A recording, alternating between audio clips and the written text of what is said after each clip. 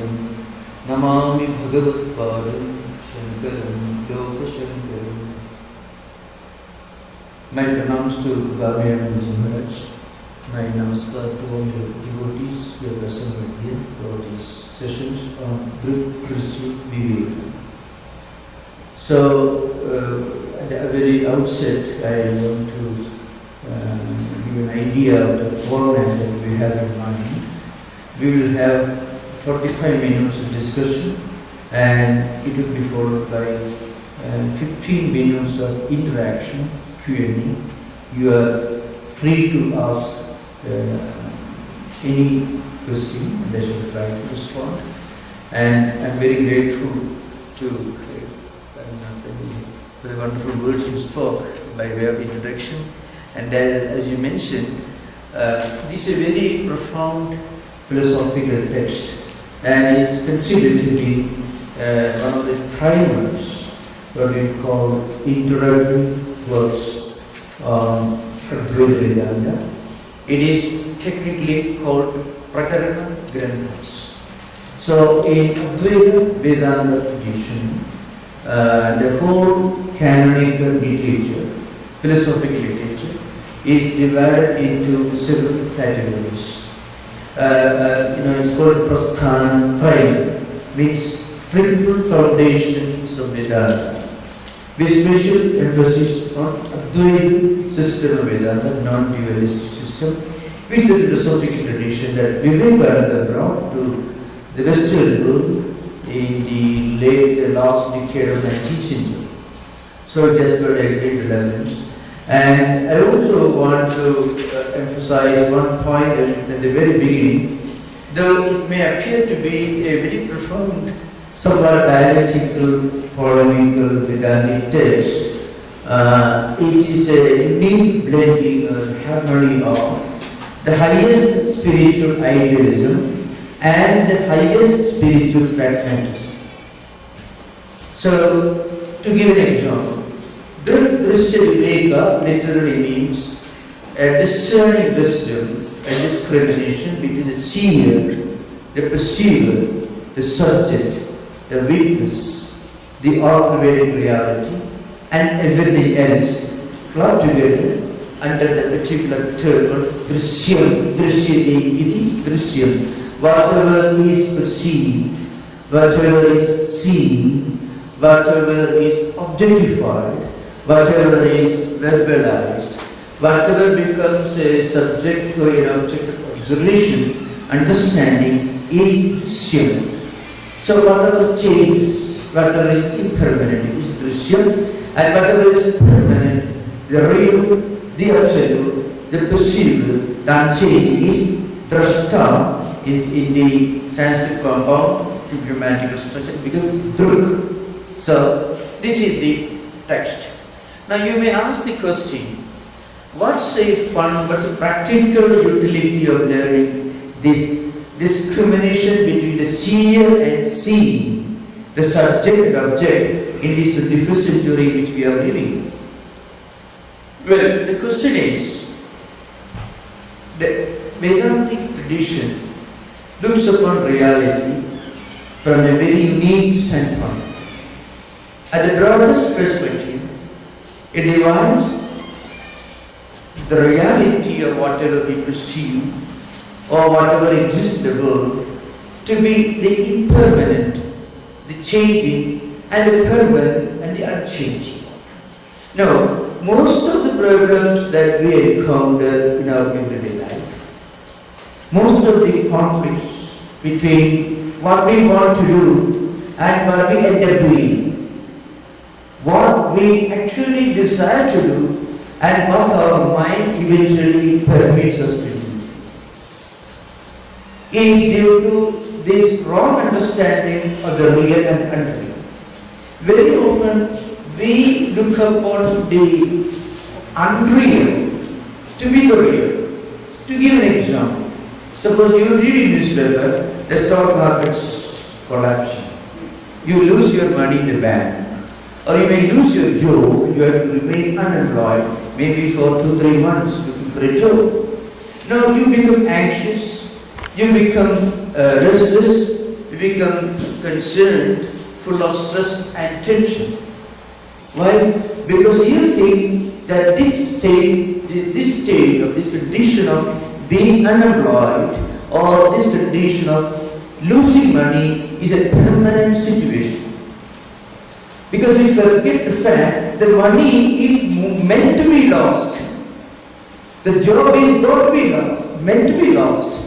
You get a job today and you lose it tomorrow, you get another job after tomorrow. This is a fact. But in real life what happens is, we always expect money to be, or wealth, or this empirical happiness to be a permanent state of consciousness. So this wrong understanding, the wrong perception of the changing to be the unchanging creates tension and anxiety. Vedanta tells you, well, don't take this world to be a permanent thing. Look upon this world for what it is. Money, wealth, status, everything in this world are clubbed together Drsya, which means the objectified, the seen, the perceived, the witnessed things. Not the witness, not the perceiver, but the objects of perception and objects of observation. And they come and go. But very often in life, we imagine these things are meant to remain the same, unchanging. I am reminded of an interesting story mentioned in one of the modern books of psychological analysis. See, a person trapped in the traffic jam in Bay Area. 16 miles you drive from San Francisco to a nearby city, San Jose and beyond, and you are stranded in the traffic jam. Of course, it may get cleared up within 15 minutes. But sitting in this car, which is very comfortable, not a very uncomfortable experience, you get worried, am I going to reach the place in time? Am I going to lose the flight? Miss the flight. Now, these thoughts are totally unnecessary. This anxiety, this tension, they don't improve the situation. But still mind gets unnecessarily concerned. Knowing fully well, that is absolutely a waste of nervous energy, intellectual energy, physical energy. Your BP goes up, the diabetes is aggravated due to this tension, absolutely useless. This is what is happening throughout our life every day. We are actually caught in a traffic jam. And traffic is bound to move. It cannot be a permanent state of affairs. But we forget that this is an impermanent state. So what we meant, I'm going to be here for the rest of my lifetime, in the middle of the street. This will going to happen. So what happens is, this is what is happening every day in our life. So Vedanta tells you, this is nothing but vyavaharika satta. Vyavaharika satta means vyavahari siddha satta. It is a situation that is taken to be granted, taken for granted for the time being. Vyavahara means actual, in actual practice. Temporary, impermanent. It will go, it will disappear, it will change. But what happens? The vyavaharika satta is often mistaken to be the paramarthika satta. In the text, the author tells you, drashta or the seer, the witness is paramarthika satta. Everything else is vyavaharika. Vyavaharika is not unreal in the absolute sense of the term. It is not unreal, it is not real in the absolute sense of the term. It is bound to change, so it is not absolutely real. But we experience it, so it cannot be absolutely unreal. So this is one unique practical benefit of reading a text like this Drg Drsya Viveka. So that's why Shankaracharya he was as much a great pragmatist as he was an idealist. So you find a unique blending of the highest spiritual idealism and the highest spiritual pragmatism is Shankaracharya. He tells you in short, well, you have a higher transcendental, trans-empirical dimension to your personality. This body, this mind, the senses, and objects that you experience through your senses, what you see, what you hear, all these are there, but you have a higher dimension to your personality that goes beyond the senses, the sense objects, the mind, the intellect, the emotions and feelings. There is a higher you in you, or there is a higher I in me. That's what Vedanta tells you. You identify that. And it is not a new knowledge when we realize this transcendental reality. That's our true nature. It is not a new knowledge. You forgot the fact that you are Drashta. See, you get back your home from here, you don't clap your hands and dance with joy as I got a new home. You're actually coming back to your place that you belong to, the place that belongs to you. So, Vedanta tells you, realization of this Atman, our true nature, is not a new knowledge. It is not a new information. It is not a new attainment. Rather, it is a coming back to our own home. It's kind of self-discovery. So, I shall try to explain this idea. It's very profound in this text. It tells you this realization is not something that is processed or manufactured or attained or maybe refined. So there are terms used, it is not apya, it is not samskara, it is not vikarya, it is not utpatti. The four possibilities are denied in Vedanta. Shankaracharya puts this one after another in the Brahma Sutra Bhashya. Mokshasya akaryatvat. Karya means effect, manufactured. So moksha is not the result, is not an effect of something. You see, a pot maker makes a pot out of clay. It's called utpatti. The clay, so the kada, the pot is utpatti, something that is created. Or you may, let's say, you may mix buttermilk and maybe curds and milk in the evening, and next day morning you get curds, yogurt, so to speak. It is the result of a kind of vikara, change that occurs to both milk and also curds. So tomorrow you get really milk undergoes a change. You don't have to add a lot of milk, curds. A few drops of buttermilk or curds you put in a huge quantity of milk, and the milk undergoes a change called parinama. And next day you get curds. So moksha or liberation, this self-discovery of our own real nature, our own home, that is spiritual home in Atman, our true identity, is not a result of an effort involved, like a pot maker making a pot with clay and with some instruments. So pot maker is the efficient cause, the clay is the material cause, upadana, and many instruments you may use. So as a result of this, you make a pot. This self-discovery is not manufactured. If it is manufactured, it cannot be permanent. It is impermanent because it did not exist before it was manufactured, and certainly it will cease to exist when the pot is broken. And again, it is not the result of vikara, means parinama, change, real change from one state to another state. That's called parinama, like curves. And then it is not samskara.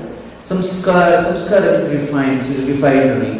The oil refineries, they refine the crude oil, and you get this refined oil, different kinds of petroleum products. So, this self-discovery, Drg Drsya Viveka, is not the result of any kind of refinement. And it is not samskara. It is not the result of samskara. How is samskara? Here means subject to change. Something that comes out of the process of samskara. You just refining something. You put something into it and you make it soft, you make it better. Either take away from something from it or add something. This moksha, the Drg Drsya Viveka is your true nature. So that's one important point to remember. Everything else is a foreign body. It's our true nature. You know, in Ayurveda, it's a very interestingly, in the Susruta Sutra, Susruta was a famous Ayurvedic physician. He says the most perfect state of mental and physical health is coming back to our own natural physical condition. It's called swasthyam. Samadosha samadhisya samadhatu malakriya prasanna mendriya manaka sosthala iti avidhi. So you find spiritual health and physical health is practically coming back to our own root. When you take medicine, you are actually not getting a new health, you are not getting a new power, not giving a new power to your body. The doctor is not giving anything new to your body. The doctor is bringing your body back to the condition in which it ought to be, bringing your body to its home. So, what is health? Health is when the metabolism is certainly in a state of perfect equilibrium, and when the mind, body, and Atman are in a natural state of spontaneous restfulness. When your body doesn't complain, it means you have good health. If you have a headache, your head is reminding you, I'm here, you take a medicine. If you can forget about your head when you don't have headache. You can forget about your body when you do not have any bodily problems. Which means you transcend body consciousness. When you transcend body consciousness, it means body is no more a problem. So that's prasanna. It means ayatna lalita avastha. Means a natural, effortless, spontaneous state of perfect harmony and equilibrium. That is the condition of perfect mental and physical health. So in spiritual life, we come back to our home. Now to come back to your home, you don't have to resign your job. You don't have to leave something behind. So the apya means gramantaragamanam is Shankaracharya's definition. Apya means you leave one place behind and you go to another place. You take a car, leave one place behind and you move to another place. So when you get liberation, it's not that you leave something behind and go to a new place. Rather, you are actually coming back to the place that you wrongly thought you have left behind. That you wrongly thought that you left behind, you are actually opening your eyes and finding out where to go. This is the unique genius of Drg Drsya Viveka. It means the highest idealism, and also this Vedantic philosophy tells you to live happily in the world, to go ahead with your job, duties and responsibilities. Still remember, this job, this wealth, and all the problems associated with that, they do not constitute a permanent state of affairs. You need not run away from it, should not be negligent, should not be indifferent. We must, with full enthusiasm and focus, we must work hard and live in this world, do our duty with a sense of detachment, in the sense understanding fully well that this is not going to be a permanent state of affairs. Very often we realize this when you return to the crematorium. Suddenly you become philosophers. But we forget in a few minutes. Body push the stone and next day you find a piece of stone, you put a few flowers every day in the cemetery. So suddenly you realize, where did he go? Well, that experience turned Ramana Maharshi was saved. But it doesn't happen for everyone. So without the need of somebody knocking on our head, forcing us to open our eyes, we should open our eyes and realize our true nature. So in the context, I shall finish this particular part of the discussion with a great statement from Shankaracharya's commentary. Shankaracharya says, as I mentioned earlier, you need not leave anything behind. You have to change your sense of priorities. You have to understand the impermanence of the impermanent things. That's all. So that's why karma-nishtaya chitta suddhi dvarena purushartha hetu na swadatrena jnana nishtatu swadatrena purushartha hetu anyan apeksha. Shankaracharya says, the Gita Bhashya and the Mandavakarya Bhashya says, anyone who wants to realize this Atma Vidya, the Drg Drsya Viveka, can start his or her journey now, this moment. No matter what religion he or she follows, what profession, what occupation he or she is engaged in, whatever may be, it changes your attitude towards life and the world. A sense of reprioritization, a new sense of priorities you bring into your life. That is, Shankaracharya says, whatever we do our best, then it becomes karma yoga, which he calls karma nishtha. Then what happens? When karma becomes karma yoga, then every act becomes an act of worship, every thought becomes a meditation, and the whole world becomes a temple, an expression of the divine, and whole life is spiritualized, because every activity which normally binds us to the world becomes a means to bring the change that binds us to the world. So it then becomes a royal path. A teacher, a professor, a factory worker, or anyone from the country, whatever may be his or her work, can turn whatever he or she is doing and change the perspective. Then Shankaracharya says it becomes a royal highway that will take you to a state called Chitta Suddhi, means where the mind becomes pure through constant practice of Niskama Karma. And then what happens? Mind becomes ready for Jnana Prapti. That will help you to realize the fact, well, I have to do this work. I am facing all these problems. I have these challenges. And I have to be busy all the time. But I am not just this person who is doing this work, who may be employed today, unemployed tomorrow, re-employed again tomorrow.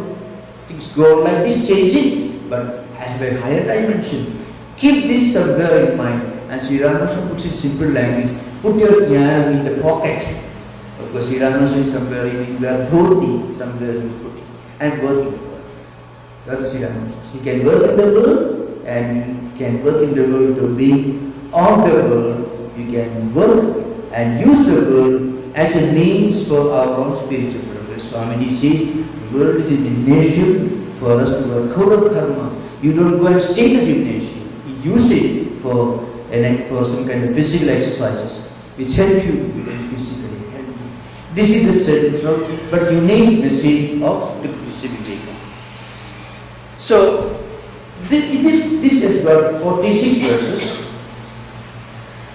There are different views with regard to the order of the text, but the popular view is that it is a work of Shankaracharya.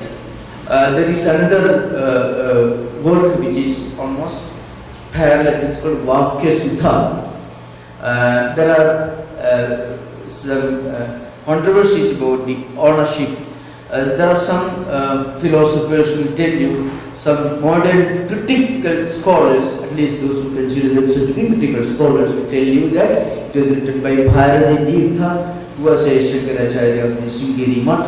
And there are some other views who will tell you it's written by Vidyaranya, and there are some other scholars who tell you it was written by Ananda Giri, who was a Tikakara of Shankaracharya's Bhashyas. There are different views, multiple authorship. But traditionally it is considered to be one of the Prakarana Granthas of Shankaracharya. Now what is a Prakarana Grantha? That I want to tell you a few things.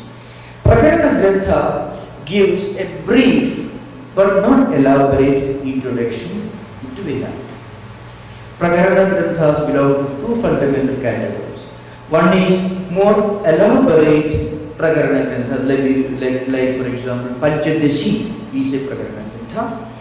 It is a more elaborate, is technical, elaborate, and also it is considered to be one of the Mahaprakarana Granthas. Then there is another one still below Viveka Chudamani, which gives not only with Advaita philosophy, but also gives you an idea of Advaita tradition and culture. Who should be the ideal disciple? Methavi, Gurushoyinta, Upa, Bhoga, Vichakshana, etc. So very, very important. I mean, general qualifications for spiritual seekers in all traditions.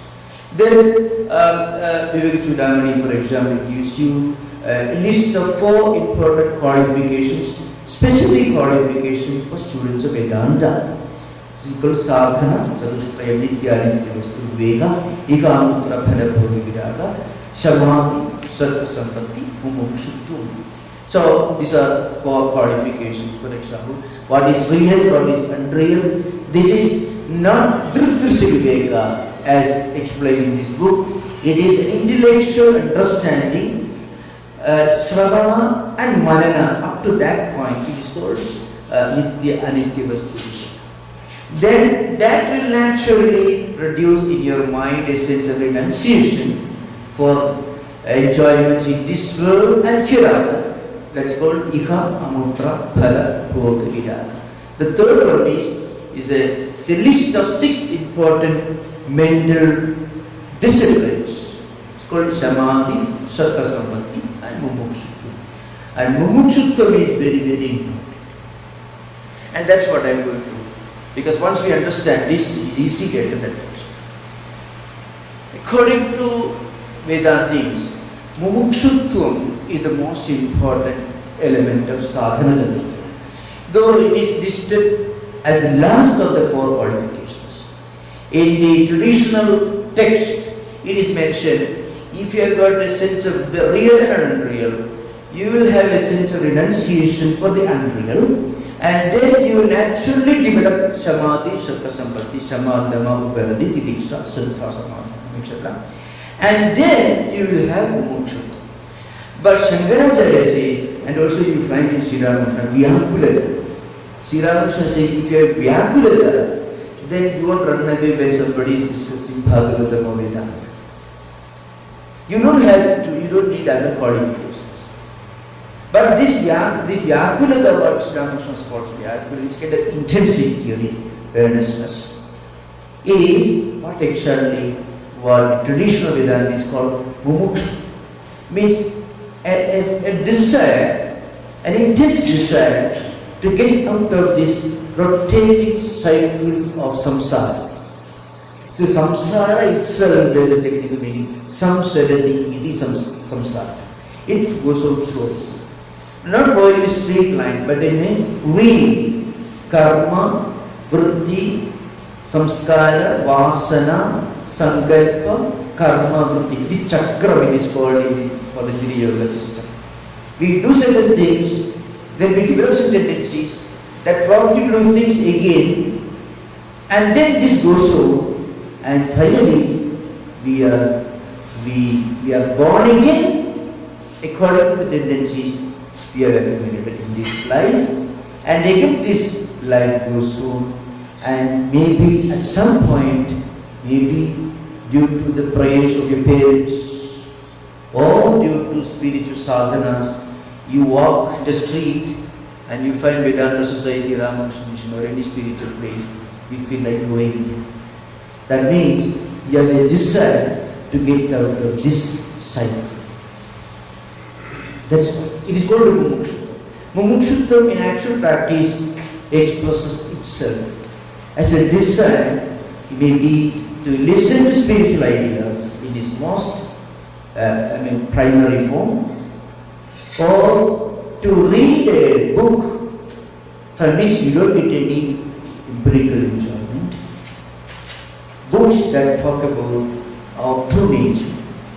It may be any work, it may be Gita, it may be Gospel of Sriramakshana, it could be any spiritual work. So when after going through these endless life cycles, enjoying and suffering, again enjoying and suffering, who is not rotating. At some point, suddenly we wake up. I mean, it's just like coming out of a dream, you open your eyes and you realize, well, there is something higher that I should look for. So that's why frequently you find people who happen to visit any holy place, they feel that they have been there earlier, or they feel homely, they feel at home in a spiritual place. It means that's a place you belong to, that's the place that belongs to you. That's because we have this mumukshutvam in its most elementary form. It expresses so many different ways. So Gita says, Purvabhyasena deneva kredeti avashopi sada jijñāsurapi yogasya sabda brahma adhivartate. The 6th chapter. Lord Krishna says, if you had done some spiritual sadhana in the past and met with God, maybe several life cycles earlier, maybe 5 years earlier, in some distant remote life of yours, if you have prayed sincerely to God once, that's what Sri Ramakrishna says, those who pray once will come here. It's a higher metaphysical meaning to what Sri Ramakrishna says. Then if you are walking in front of Vedanta Society and you suddenly find you feel an inclination to go and sit, and you feel that is something that you can connect with. You feel at home. That's what happened to Yam. Yam happened to be taken to the execution by his nephew, Sudheshu. That gentleman perhaps never went there again. For Yam, it was the first visit, and that's the beginning of a new life also, because he had already prayed earlier. So the mumukshutvam, if you can develop that mumukshutvam, that desire for going beyond life cycles, can help us, and as a result of it, you will have all other qualifications. Now that's one important thing. And then I want to say a few things about this text. This particular text deals with 3 very important subjects in Vedanta. One, it deals with samadhi in a very comprehensive manner. When I say comprehensive manner, it divides samadhi into various categories. Second, it deals with the detailed discussion of the relationship or the lack of it between Jiva and Brahman. As we go through the text, we will understand what is samadhi. So, samadhi, for example, is divided into savikalpa samadhi and nirvikalpa samadhi. Remember, I just give you a broad view of the text in the first session, so that when we enter the text, we will be able to connect this. So, samadhi is the highest spiritual experience. It has got 2 broad categories, savikalpa and nirvikalpa.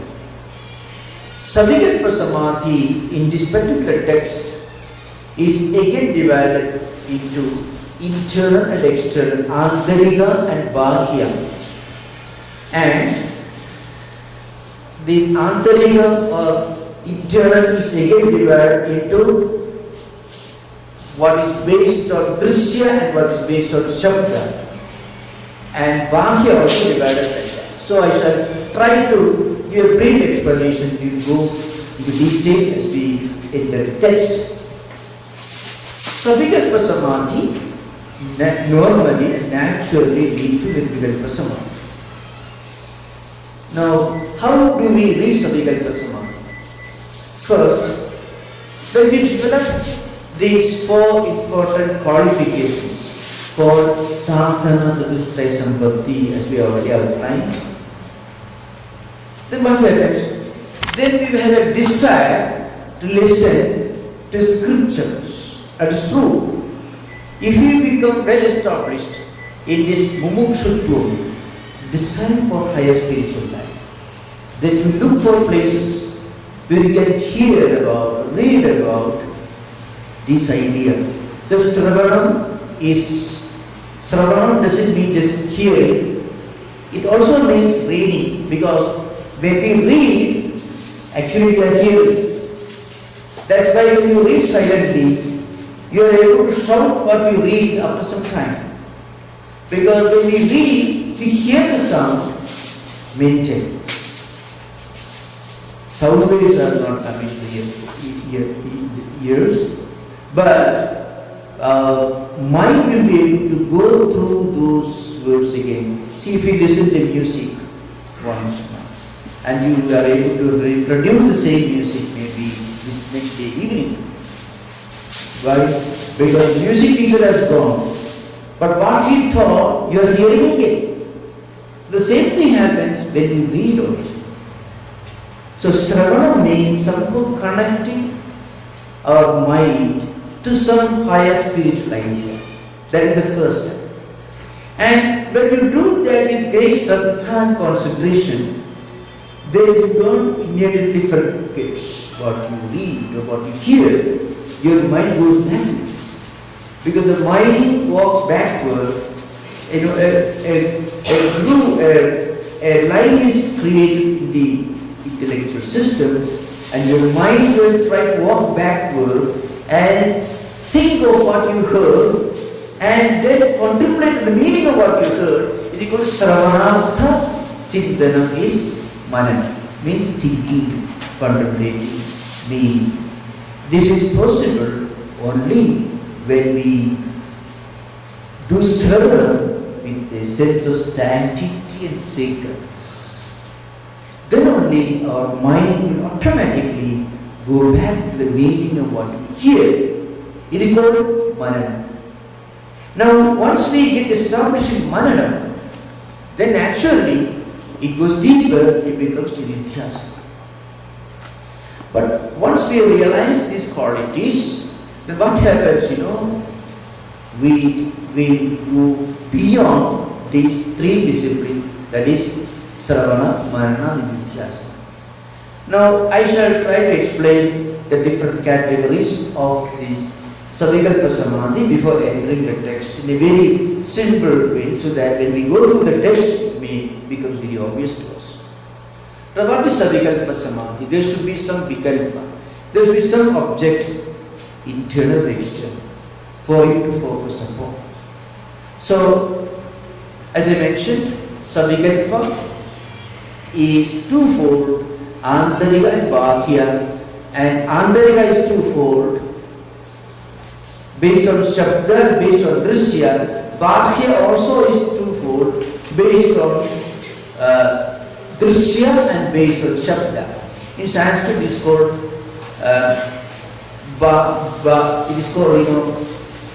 Drishyanuviddha Bahya Savikalpa Samadhi and Shabdanuviddha Bahya Savikalpa Samadhi. So, in other words, I have put it better way, Drsya itself has got both Bahya and Antarika. Let us say, Bahya Drishyanuviddha Savikalpa Samadhi and Bahya Shabdanuviddha Savikalpa Samadhi. So, this is Bahya. So, what is that? If you can look at the sky and think of the wide expanse of the sky, the infinity, the wide expanse, the all-permanence, the omnipresence of sky called Akasha. The Haravidya is called in Chandogya Upanishad, it's Akasha. You can imagine the idea of omnipresence, the infinity, or permanence, if you can meditate upon, then you reach a point where you realize your identity with this omnipresent reality. Because omnipresence or infinitude is one unique aspect of Brahman, that's your truth. When we interpret ourselves as this body, then we are very small. When we define ourselves as our mind, we are very small. When we define ourselves as by intelligence, we are very small. But when we define ourselves as to be omnipresent, all-pervading reality like us, this is one kind of meditation that can take one to samadhi. So the samadhi is designated as the experience of Aham Brahmasmi. I shall try to explain the four Mahavakyas, how they are employed in this experience in the Arthas. So Drg Drsya Viveka, Savikalpa Samadhi, in that process, you meditate upon the infinitude, the expand, the omnipresence, the all-pervading nature of Atman, which is present everywhere. Now again, Bahya Sabdhanita, what is that? Well, there you are making use of sound. Suppose you read Chandi, you read Bhagavad Gita, you read any sacred text loudly. It's called Vaikari. Even then, your senses, your mind are drawn away from external objects and diverted towards the sound. Vaikari is the audible sound, the grossest dimension of Shabda Prapancha is called Vaikari. That's why people who, you may ask the question, what's the use of chanting God's name so loudly? There are some spiritual cults and movements. They shout very loudly God's name. It's better than shouting something else. Because when you shout God's name, your mind may not be there. But you have to begin your education in kindergarten. You cannot start your education in Harvard. You have to go to kindergarten. So in kindergarten, little children have to learn alphabet writing in big letters and things. Otherwise they won't learn the big colored chalks. It's like that. At the beginning of this spiritual practice, one may make use of the Sabda Prapancha in its grossest dimension, because that helps you to take the mind away from other sounds and it is focused on this. This sound has got higher dimension. It is called Para, Pasyanti, Madhyama, Vaikari. These are four dimensions of Sabda Prapancha. Mantra Java, all these dimensions. So Vaikari is the grossest. Madhyama is the second, where your sound becomes less audible, where your lips move, but it is there, but it is not so audible. The third stage is Pasyanti, where your lips do not move, but mentally you are reciting the holy mantras. In Para level, you become one with it. At that level, silence. Silence becomes the language of the highest experience.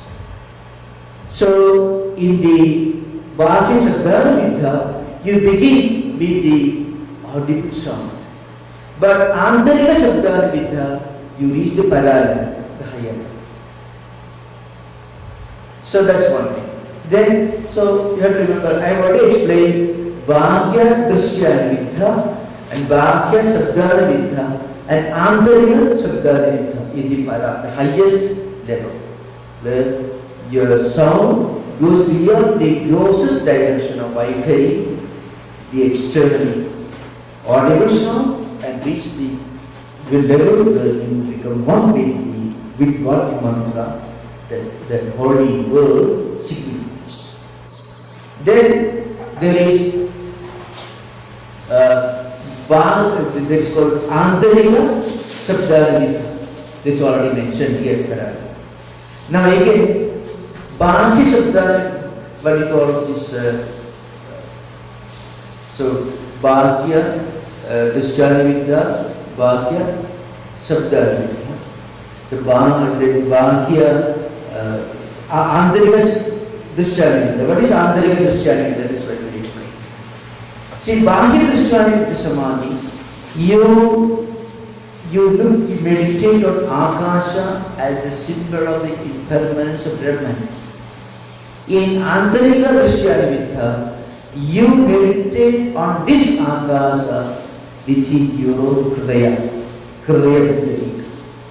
So the infinite omnipresence is already there within me. So there is a gradual evolution from external to internal, from gross to subtle. In Bahya Drsya Viveka Samadhi, you make use of the visible infinite sky or Akasha.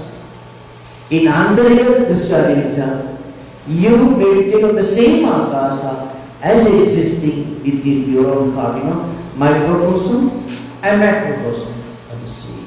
I mean, the whole creation is already within us. Everything that you see outside is already there within me, because the essence of all that exists outside is Brahman. That Brahman as Advaita as an individual is present in me as Atman. That way, yes, Sakshat, Abharakshat, Brahman. This Atman is our true nature. It's the nearest us, though it may not be physically visible. This Atman is within. So this infinite sky, which signifies the infinitude or the omnipresence, the all-pervading nature of Atman and Brahman, is within me. So that Akasha is meditated upon as indwelling, as being immanent within us. It is called Antarika Drsya Viveka. Again, I already explained the Bahya Sadhana Viveka. In Antarika Sadhana Viveka, what happens is you maintain the sound, stotras. Whatever you read, the sound you meditate. Then every word you meditate upon, you realize the essence of that mantra, that sacred sound symbol, as existing within you as Atman. So there is a gradual evolution from gross to subtle, from many to one, from external to internal. These are 6 types of samadhi: Savikalpa, Vikalpa and Vikalpa. And then Savikalpa divided into Antarika and Bahya. Antarika and Bahya both divided into Bahya and Antarika. And they divided into Drsya and Samadhi. Bahya Drsya Viveka, Bahya Sadhana Viveka. Then Antarika Drsya Viveka and Antarika Sadhana. So, and then once we get established in this Savikalpa forms of Samadhi, when the highest level it graduates into Nirvana. This is simple. It's a small text, so you find a kind of, it is a bit condensed in its form. But if you read again and again, one important point that strikes our mind is, well, I am not what I earlier thought I am. I have got another dimension. And that helps you to confront the problems of everyday life experiences. Because as I mentioned, every day we interpret ourselves with this body.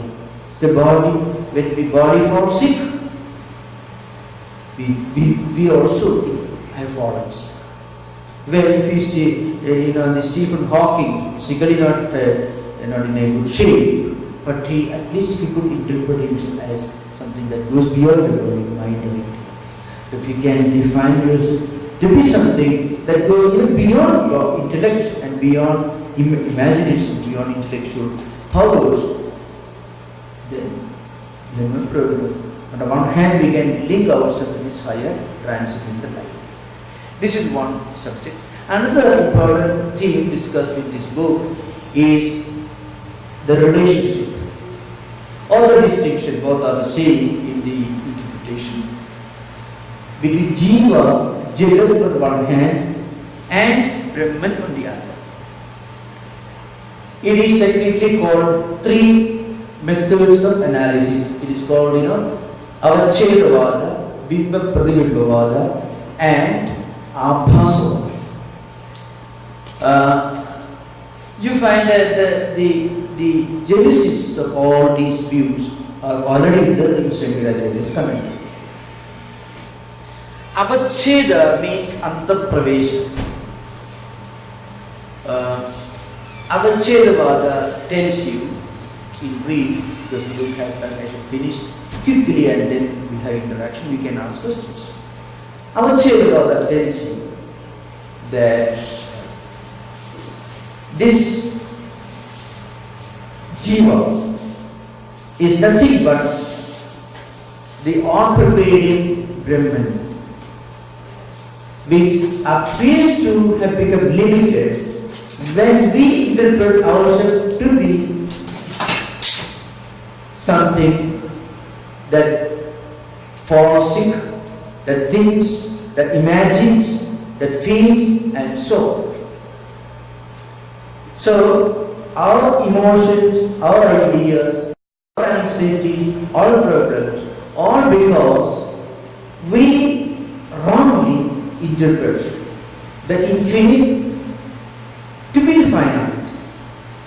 It is like the huge Mahakasha, the all-pervading outer space, appears to have become limited within the pot. So the imagery should be understood very clearly. Think of a pot or any vessel, huge vessel. Now there is space within the pot and there is space outside the pot. Frequently we may think the space within the pot is different, is limited. It is different from the space outside the pot. If you break the pot, then we may realize, well, it is a wrong idea. Similarly, we are actually the all-pervading reality, the unchanging reality that has no anxieties, no concerns, no restlessness, no diabetes, no problem. But somehow when we interpret ourselves to be this body, then we become concerned when we have cancer or diabetes, completely gone. Why? Because we interpret ourselves to be this physical body. We become happy and unhappy because we interpret ourselves to be this mind that is happy now and unhappy next moment. So we have lost something, we have gained something. All these wrong interpretations are based on one simple mistake. We interpret ourselves to be this side of physical mechanism, nothing beyond. Now what this particular method tells you is, actually, our mind, our intellect, our body, our emotions, feelings, all accumulated samskaras, everything. Just like a pot. And the all-pervading reality is like the space outside. It has, actually the outer space doesn't enter the pot. When you create a pot, we wrongly interpret the space within the pot is ghadakasha, means ghata parimita akasha. Akasha space limited by the shape of the ghata. You break it is wrong.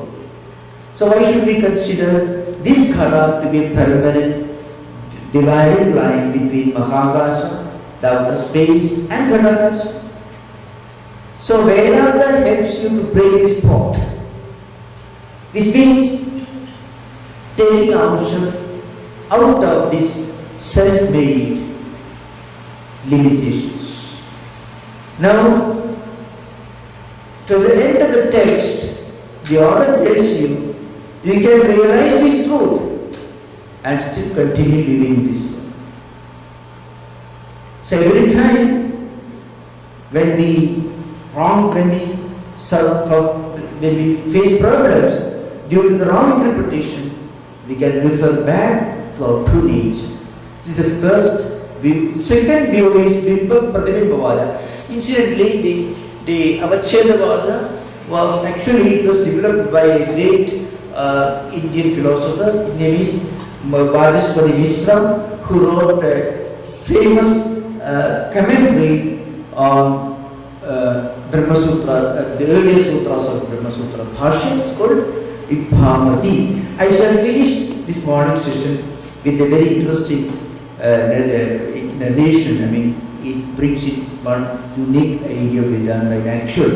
After that, I will continue the other two schools later.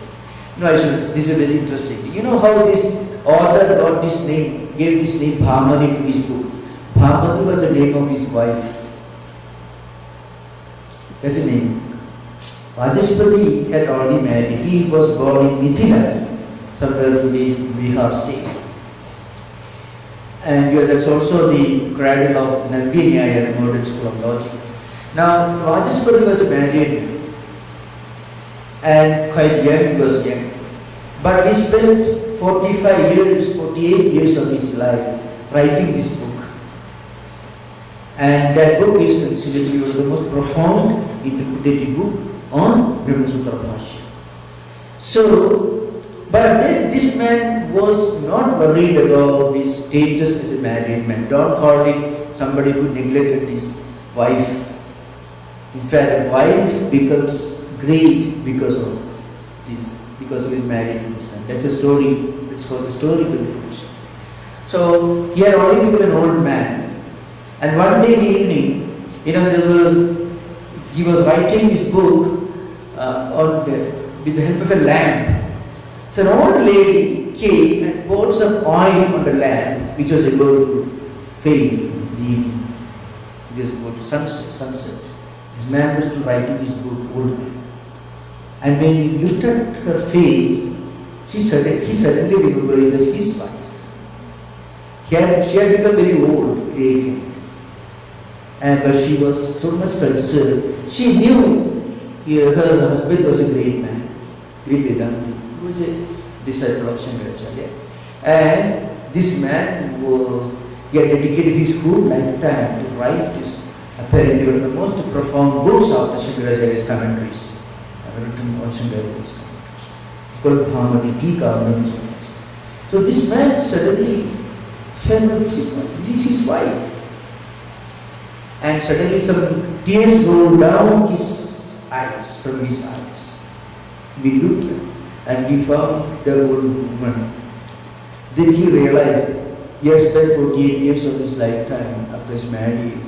He already started writing before his marriage, writing this book. And then his wife told him when he inquired, she didn't want to disturb him. She knew he was writing a very profound, sublime philosophical work. So she did not want to disturb